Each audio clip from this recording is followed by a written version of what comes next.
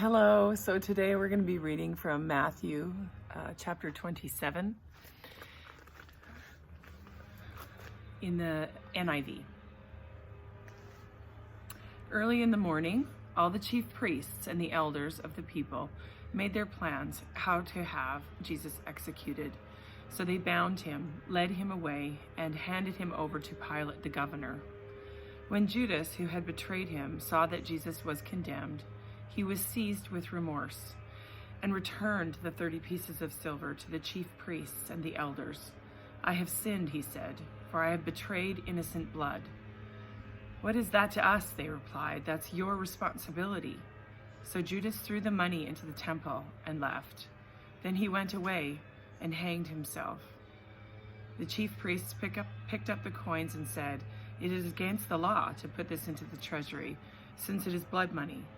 So they decided to use the money to buy the potter's field as a burial place for foreigners. That is why it has been called the field of blood to this day. Then what was spoken by Jeremiah the prophet was fulfilled. They took the 30 pieces of silver, the price set on him by the people of Israel, and they used them to buy the potter's field, as the Lord commanded me.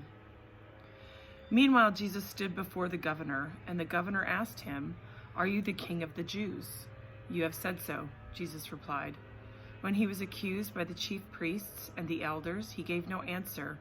Then Pilate asked him, "Don't you hear the testimony they are bringing against you?" But Jesus made no reply, not even a single charge, to the great amazement of the governor. Now it was the governor's custom at the festival to release a prisoner chosen by the crowd. At that time, they had a well-known prisoner whose name was Jesus Barabbas. So when the crowd had gathered, Pilate asked them, "Which one do you want me to release to you, Jesus Barabbas or Jesus who is called the Messiah?" For he knew it was out of self-interest that they had handed Jesus over to him. While Pilate was sitting on the judge's seat, his wife sent to him this message: Don't have anything to do with this innocent man, for I have suffered a great deal today in a dream because of him." But the chief priests and the elders persuaded the crowd to ask for Barabbas and to have Jesus executed. "Which of the two do you want me to release to you?" asked the governor. "Barabbas," they answered. "What shall I do then with Jesus, who is called the Messiah?" Pilate asked. They all answered, "Crucify him." "Why? What crime has he committed?" asked Pilate. But they shouted all the louder, "Crucify him." When Pilate saw that he was getting nowhere, but that instead an uproar was starting, he took water and washed his hands in front of the crowd. "I am innocent of this man's blood," he said. "It is your responsibility." All the people answered, "His blood is on us and on our children." Then he released Barabbas to them, but he had Jesus flogged and handed him over to be crucified. When the governor's soldiers took Jesus into the praetorium and gathered the whole company of soldiers around him, they stripped him and put a scarlet robe on him, and then twisted together a crown of thorns and set it on his head.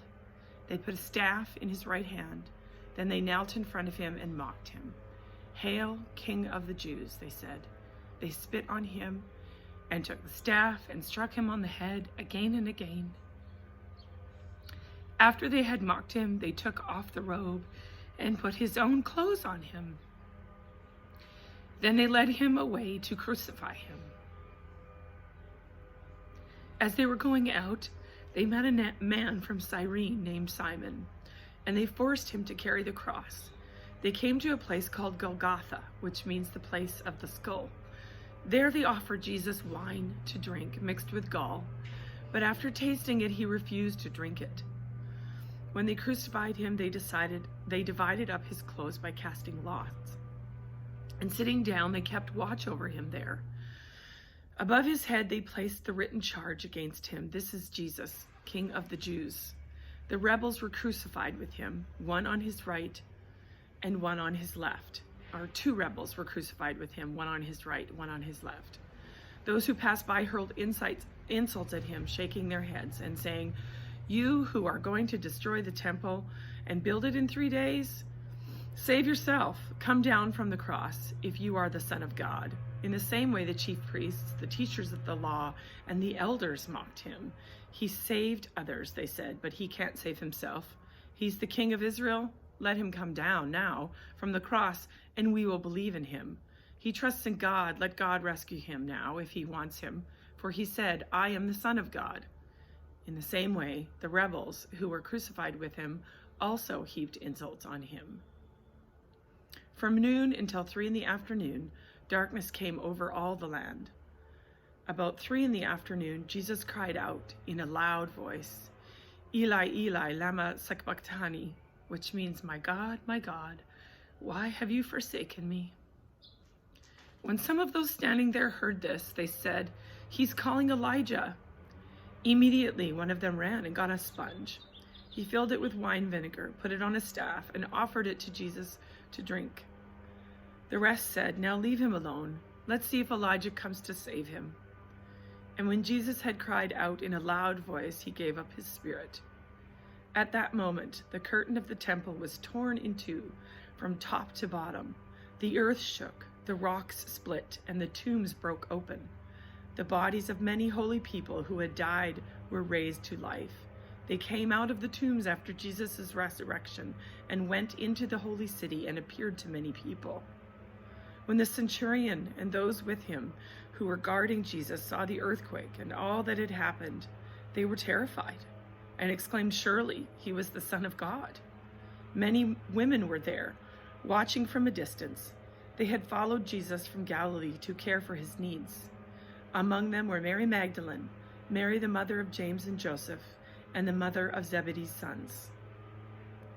As evening approached, there came a rich man from Arimathea named Joseph, who had himself become a disciple of Jesus. Going to Pilate, he asked for Jesus' body, and Pilate ordered it to be given to him.